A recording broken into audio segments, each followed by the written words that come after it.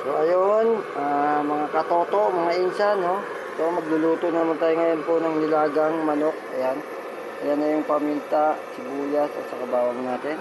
Siyempre ang ating manok. Siyempre ang ating pechay.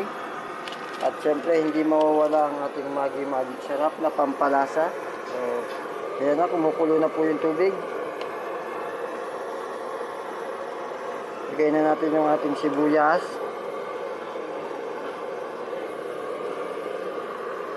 Siyempre ang ating bawang na rin. Sorbahin na natin lahat dyan. Ayan, nilagay ko na rin yung paminta para dati lalambot na. Ayan. Ayan. So, lagay na rin natin yung manok.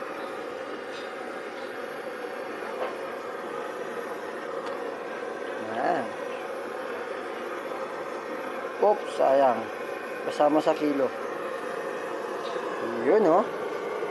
So, hintayin lang po natin yan mga insan, mga ka-vlog. Mga ka-vlogger natin dyan. Pakuluin muna natin siya na to bago natin ilagay pa yung iba.